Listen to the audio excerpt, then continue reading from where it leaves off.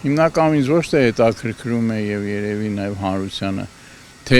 կոնկրետ Պողոսը ինչքան ստացավ, այլ ինչի համար ստացան։ Պետական պաշտոնյաներին պարգևատրելու կառավարության որոշումը խնդրահարույց է որակում հակակոռուպցիոն փորձագետ Վարուժան Հոկտանյանը։ Նրա գնահատմամբ քաղաքական կոռուպցիայի կասկած կա։ Հարկատուների գրպանից նորից միլիոներով պարգևատրելու են պաշտոնյաներին, այդպես էլ հանրությանը հստակ չբացատրելով ինչի համար, ասում է Transparency International հակակոռուպցիոն կենտրոնի փորձագետը։ Թափանցիկության խնդիր կա։ Կառավարության երեկվա նիստում հաստատվեց նախագիծը։ Այս տարվա առաջին կիսամյակի աշխատանքի համար պետական պաշտոնյաները 3 անգամ պարգևավճար կստանան։ Գումարը նրանց հաշիվներին կփոխանցվի հուլիսին, սեպտեմբերին ու նոյեմբերին։ Պետբյուջեից կհատկացնեն 5 միլիարդ դրամ։ Նախագիծը չզեկուցվող հարցերից էր ու գործադիրի նիստում չքննարկվեց։ Չմոռանանք, որ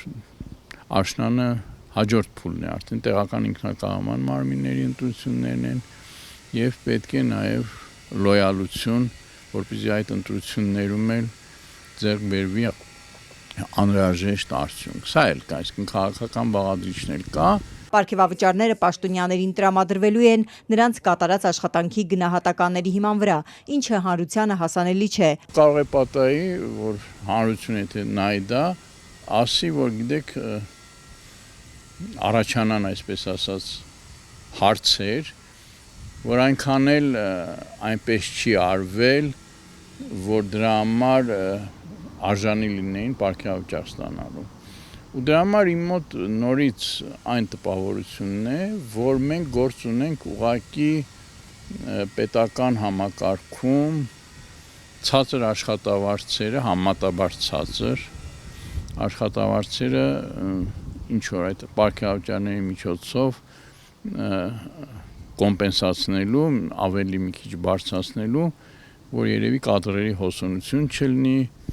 եւ իհարկե այստեղ կարող է լինել նաեւ քաղաքական բաղադրիչ, լոյալություն քաղաքական ի վերջո։ Ովքեր են ստանալու, որքան ու որ արդյունավետ աշխատանքի դիմաց հայտնի չէ։ Արդյոք դա շարքայիններին հասնում է թե ոչ, եթե հասնում է ինչքան է հասնում։ Սա նույնպես շատ կարևոր է, եթե դա այսպես ասած կենտրոնանում է միայն վերևի օղակների վրա, սա հստակ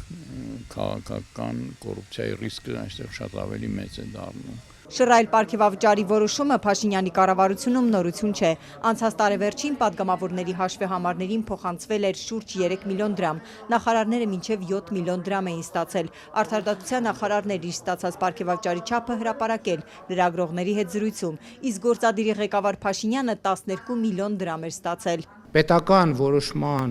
շրջանակներում ես ամսական, եթե չեմ սխալվում, 1.5 միլիոն դրամի չափով վարձատրության ավելացում եմ ունեցել։ Փաշինյանը պարզաբանել էր, թե կառավարության բարձրաստիճան պաշտոնյաները միլիոնավոր պարգևավճարներով զսպում են իրենց կոռուպցիոն գայթակղությունները։ Հայաստանի ներդրումային միջավայրը էականորեն փոխվում է։ Շատ էականորեն է փոխվում եւ Հայաստանի Հանրապետություն հոսելու են մեծ ներդրումներ եւ մեծ մրցակցություն է առաջանալու Հայաստանի Հանրապետությունում իրականացնելու ներդրումային ծրագրեր եւ այս առումով մեր գնահատականն այն է, որ կոռուպցիոն ռիսկերը էականորեն կարող են մեծանալ եւ մենք այդ թվում պետական պաշտոնյաներին եւ պետական համակարգը պետք է կարողանանք պաշտպանել կոռուպցիոն ռիսկերից։ Շուրջ 22% աղքատություն ունեցող Հայաստանի վարչապետն ու նախարարները թե քանի միլիոնով կպարգևատրվեն այս անգամ հայտնի կդառնա նրանց հաջորդ տարվա հայտարարագրերից։ Շատ կարևոր հարց է, արդյոք ներքին օղակների ծառայողներին այս 13 միլիոն դոլարից բաժին կհասնի։ Ըստ արժանվույն, շեշտում է Վարուժան Հոկտանյանը։ Ըստ նրա, սա էլ պետք է թափանցիկ լինի։